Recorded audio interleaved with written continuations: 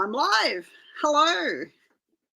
I'll just wait and see if we've got some people joining us as we chat about here tonight about a home like ours.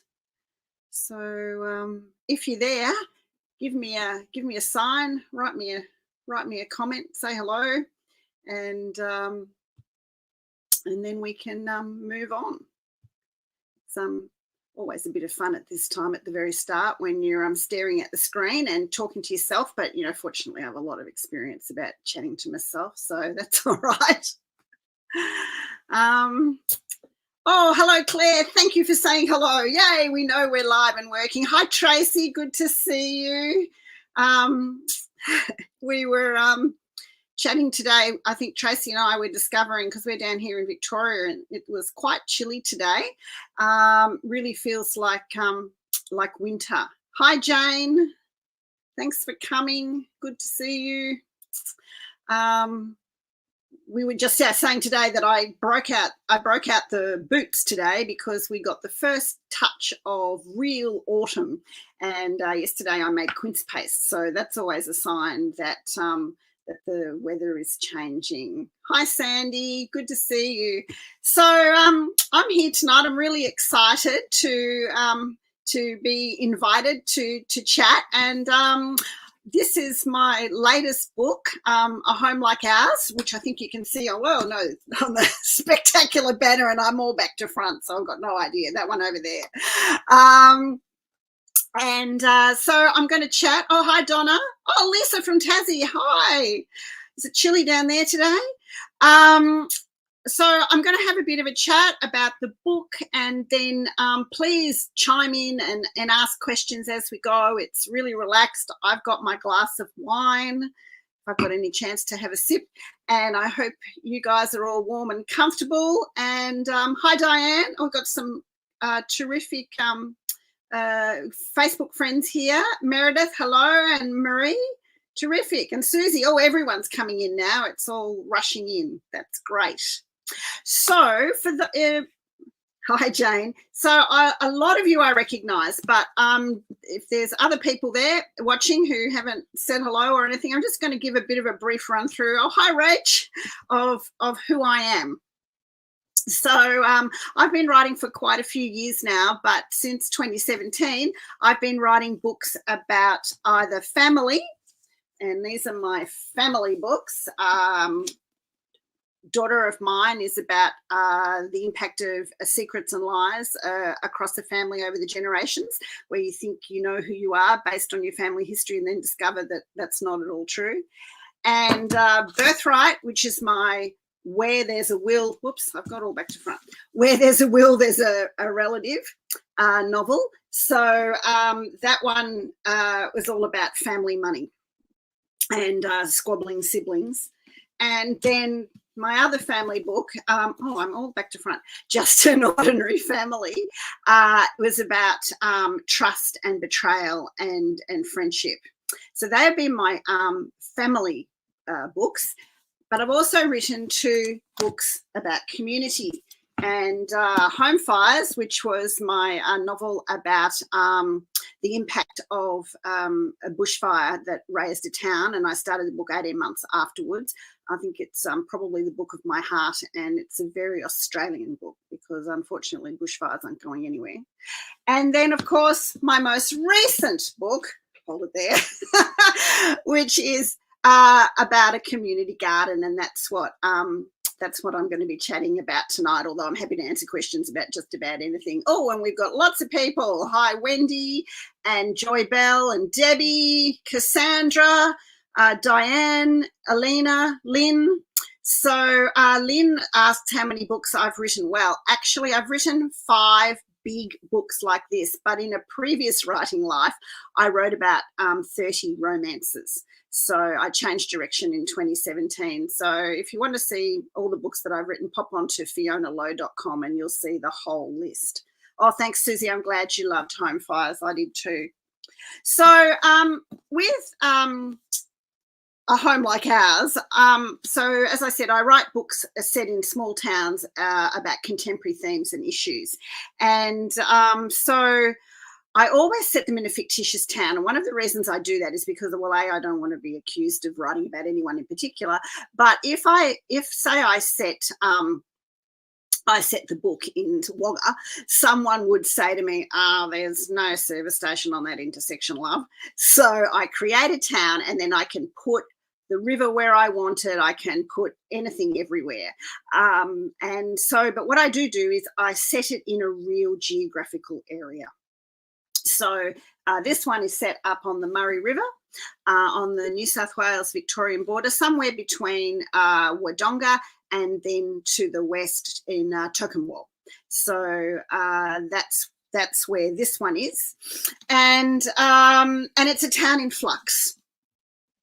There's a lot of people moving from Melbourne into Balanga, and when Melbourne people move into the regions for a tree change or a sea change, they tend to bring a lot of their big city preconceived ideas into the small town, and so that kind of changes it.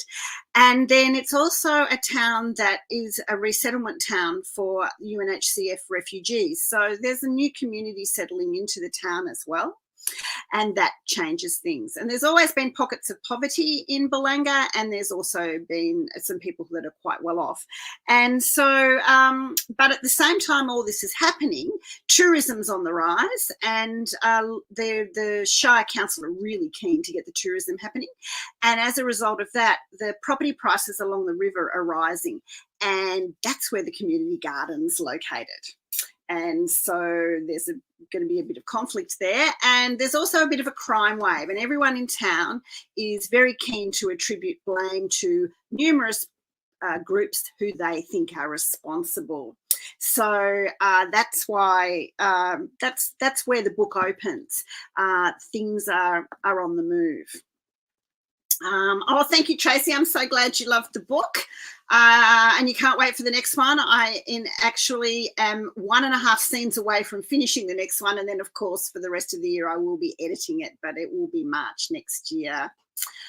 Jane wants to know why I changed direction in my writing. Well, I did enjoy writing romance fiction, but one of the premises of a romance is that it has to have an absolute happy ending, and it tends to be just focused on one couple. And I wanted to explore a whole lot of issues, and I wanted to have a cast of thousands.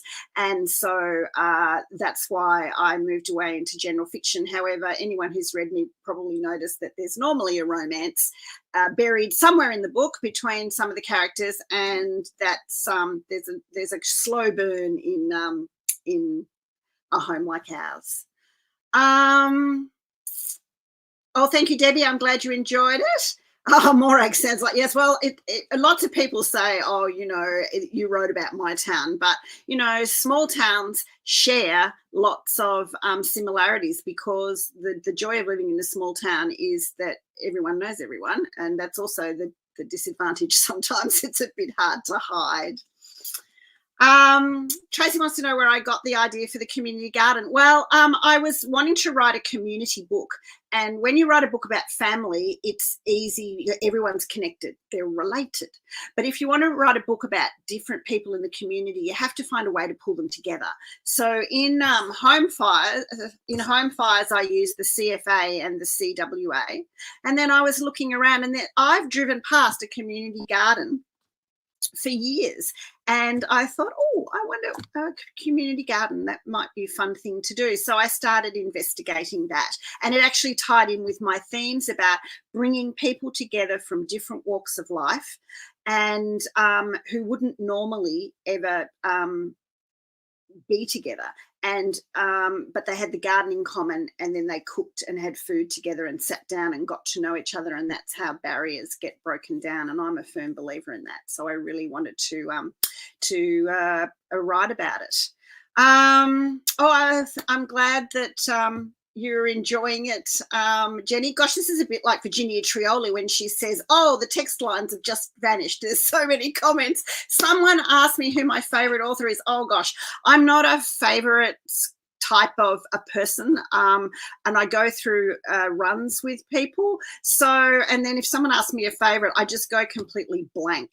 So sorry, I do love Jane Austen though, they're my comfort reads. I will always return to Pride and Prejudice and Emma for a comfort read. But you know, I read all sorts of contemporary authors as well. Hi Anne, thanks for coming. Oh, Diane, I'm glad you liked Just an Ordinary Family. Oh, hi, Sue. Lovely to see you. I had a terrific night recently at the Mortlake Library, and it's lovely when other people come back. You will have heard this chat before, Sue. So, someone wants to know, Susie wants to know where Home Fights was set. Well, I set it in a fictitious town, but I placed it in the Otway Ranges in southwest Victoria, which unfortunately is a temperate, well, no, it is a temperate rainforest, but unfortunately our temperate rainforests are starting to dry because of drought. So it's places that never used to burn are now likely to burn. Yes, I do enjoy Sally Hepworth and Rachel Johns' books. Someone asked me that. Joy Bell, yes, and Rachel's listening, so of course I have to say I love her books. So Debbie wants to know how my garden is. Oh, well, gosh. I'm in southwest Victoria. We've had the weirdest summer. It was quite cool at times, and then it was hot, and then it was humid, and then so the roses do not like humidity, and then they all go a bit black mold and stuff like that. And then it got a really cold snap, and they lost their leaves thinking it was winter. Then they sort of went, oh, no, it's not. But I think I've just about lost all the flowers, and it's not in the end of April. So we definitely had a cooler summer this year. My vegetable garden is limited. I have strawberries, I have rhubarb, I have chaotic herbs. And it was really interesting when I was writing Home Like Ours, I interviewed quite a few women, refugees, and I interviewed women from the Karen community from up near Burma, and also some Hazara women that came out of Afghanistan. And my herb garden is just a mess, but they plant chives in dead straight lines, and then they harvest them by snipping them with scissors. They're the neatest chives you've ever seen. I always go and look at my clumps and have a bit of a laugh. I ought to start maybe using scissors to make them neat and tidy. Sharon and Veronica saying that they felt that Birthright was their favourite. Well, you know, I think that this is a very pertinent book due to the elder abuse and the fact that people are living longer, and so people are not getting their inheritance until a lot later, and as a result, they're sometimes in families not doing the best things. When I wrote this book, people would say, well, what were you writing about? And I say a book about inheritance, and they'd say, have I got a story for you? And by the end, I got told an absolutely horrendous story. And I said to my husband, I don't think I went hard enough on this family. They kind of came out looking almost nice in comparison to some of the stories that I was told. Veronica's asking me what made me pick homelessness as a theme. Well, I'm not sure if you're aware, but at the moment, the fastest rising cohort of homeless people in this country are women aged over 55. And that just horrifies me. So at a time of life when people should be feeling secure, they are at risk of being homeless because women are generally the carers, and so we've been out of the workforce for longer, so we have less superannuation. Unfortunately, there's a lot of ageism, and so women over 55, if they lose their jobs, they often have difficulty getting a job. I smiled today. Oh, I wasn't smiling. I read an article today in Mamma Mia online, and which could have been my book. It could have been Helen's story. And at the start of the book, Helen is homeless and she's sleeping in her car. Because unfortunately, if we don't own our own homes, we're only 1 or 2 major events away from being homeless. So I wanted to explore that. And the tiny houses, the social housing that Helen wants to build on the land down by the river that's going up in value, they are a real thing, and social housing and the connectedness of the garden, I thought was, you know, that a great idea. And I used to work with homeless people because before I was an author, I was a community health nurse. So I've worked with people from the super rich to the very poor, across all the demographics. Oh, thank you, Aileen. Would you say the context of Jane Austen, it's so different to a home like ours? Well, that's true, but you know, sometimes you want to read and get away completely from your real world, and I think that's like a lot of us read. I read for a whole lot of different reasons. Sometimes I read because I want to escape, and I just want to be taken into a completely different world and have an adventure, knowing that I'm safe. And other times I want to pick up a novel and be challenged to think. And I do belong to a book group, and actually I was on book tour last week, and I just listened to Anxious People by Frederick Backman, which we're going to be discussing next Tuesday night.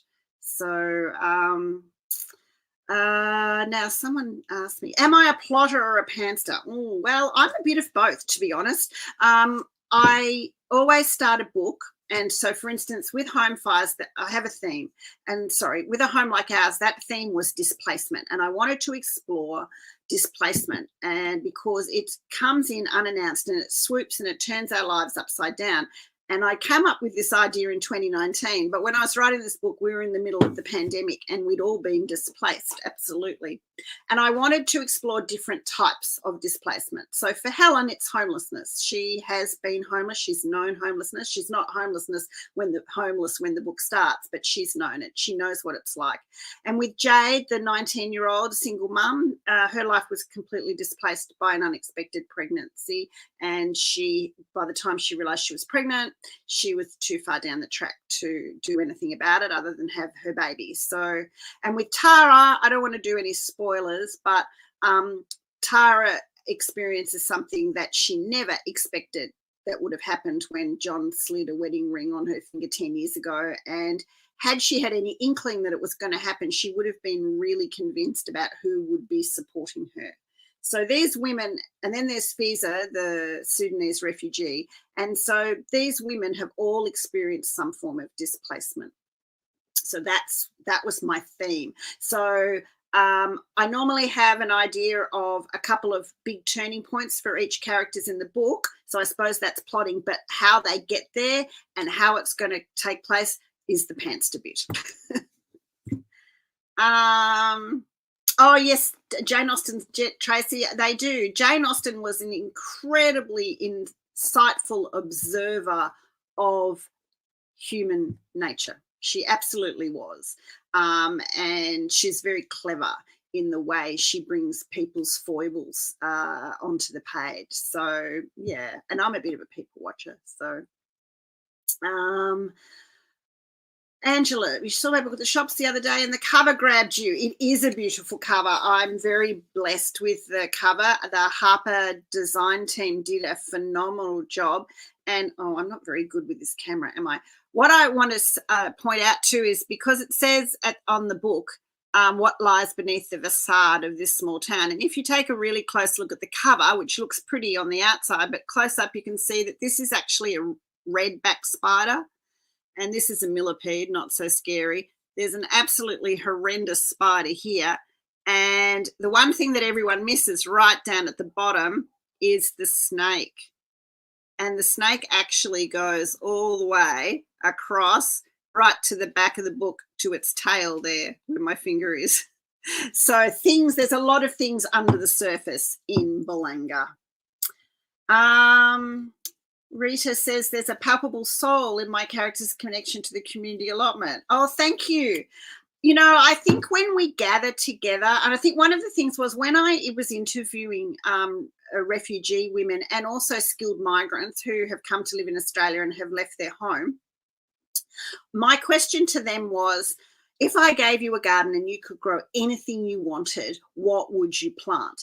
And over and over again, it was the foods of home. So for people from the continent of Africa, it was often maize.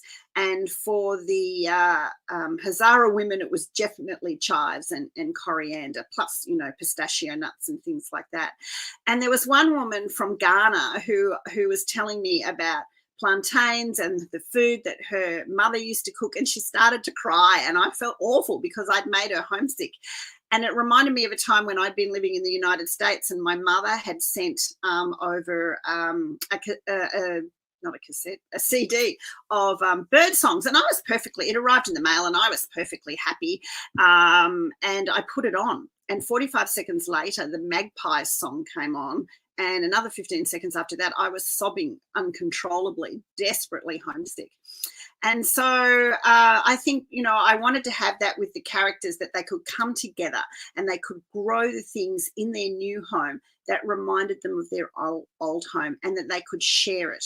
And I think one of the favourite scenes I wrote with Jade was when she was tasting the Bellinis for the very first time, and was convinced that she was going to be poisoned, and then discovered that they tasted absolutely amazing. And I think when we do meet other cultures and we share their food, it is an opportunity to see the person as an individual, and it breaks down barriers. So, oh, thank you, Anne. I hope you enjoy it. And laugh out loud, Tracy, you didn't see the red back. I have to say that when my publisher sent me the cover and we were having a chat about it, I had it on the big screen in front of me, and for the 15-minute phone call, I kept going, oh, I've just noticed, and oh, I've just... So there's lots of hidden things. So, no, I didn't design the cover, Ruth. That's designed by the HarperCollins design team, who are a very talented group of people. I can't even manage to draw stick figures. So, oh, well, thank you, Mina. That's very kind of you to say I was inspiring. So now, what will I say? I'll just give you a quick overview of the characters, perhaps.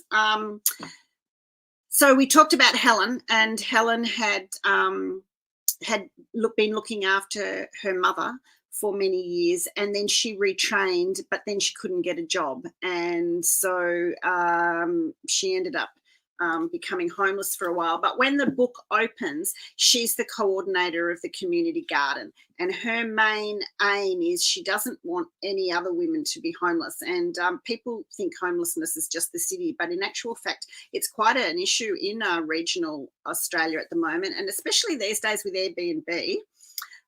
People can put up places on Airbnb as holiday rentals, where back in the day they used to be rented by the locals. So often low-income people are priced out of the housing market these days. So she wants to build this tiny houses on this land, and she's very passionate about that. But because of what she's been through, she's very cautious about who she trusts. So although she's involved in her community, she tends to hold people at bay.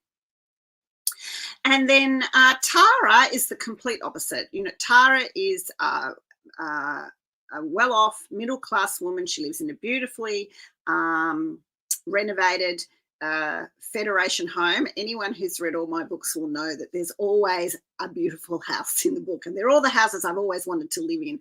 I'm making my way right through from the Victorian homes and the mansions, like in Daughter of Mine, through to the Art Deco. Yeah, there's always a lovely house. So she's a bit of a yummy mummy. She's married to, she and her husband own the hardware store in town, so that's a bit of royalty in the town because it's a big business. And youngest has just gone to school, and she's not quite sure what she's doing with her life. She plays a bit of tennis, and she lunches, and she helps out in the classroom, and she's a little bit lost at the start of the book. So, and then we have Jade, and it's a bit wicked how much fun I had writing Jade, because I certainly wouldn't want to have lived her life. She's had a very tough childhood. She's been raised in poverty. She didn't know her father. She's estranged from her mother. But I was brought up to always think about what I said, before I open my mouth, and to put everyone else's feelings ahead of my own. So when I wrote Jade, she just says what she thinks and no filter whatsoever. So I had quite a bit of fun with Jade, but she has a tough life. She's raising a child virtually on her own. Her boyfriend's sort of in and out, and and she's very lonely because even today, and there's still quite a bit of judgment about teenage mothers. Single parenting, not so much, but teenage mothers, absolutely. And so she feels a bit like a foreigner, as much as the refugees do in the town, because the things like the playgroup and the toy library are very much geared toward the middle-class women.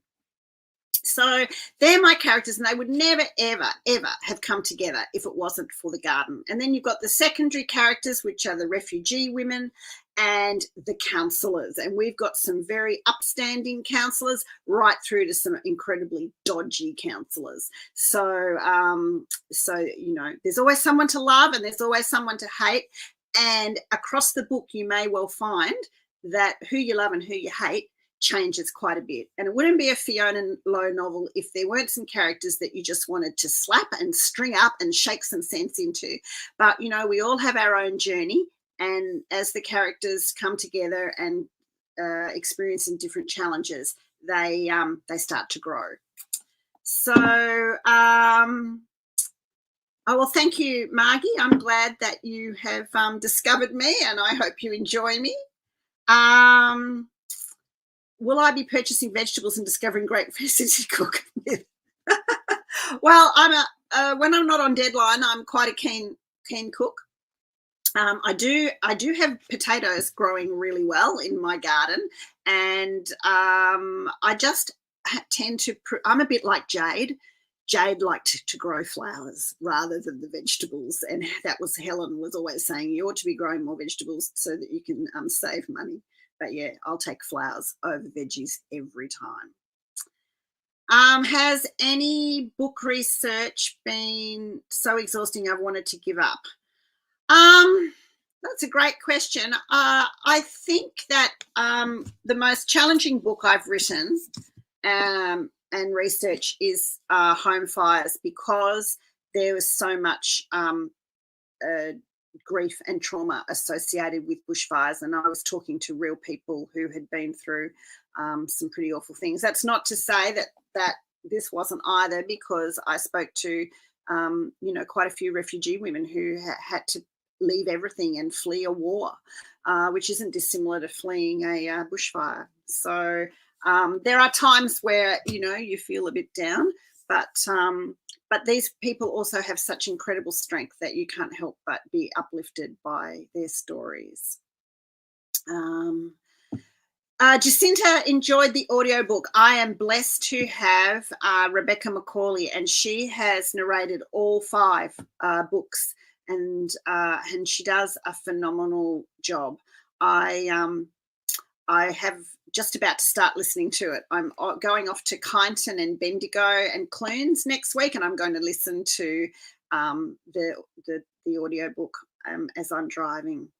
So I'm looking forward to that. Oh, and thank you. I had a wonderful time last week in Nagambie and Tatura, which is, I believe, is now called Tat. I can be a quarter of a local and call it Tat. And I went to Shepparton and Cobram, which is, you know, in the area that the book is set.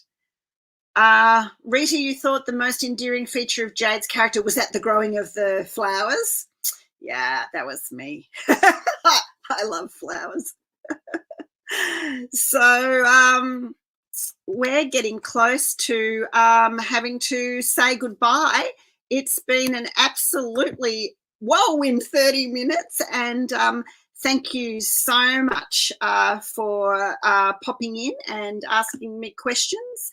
And I think I've got a minute left. Rachel John says she can't listen to her own books. It is a bit of a challenge, I have to say, but Rebecca makes it easy, and I try not to think, I should have restructured that sentence, because I can't control it anymore.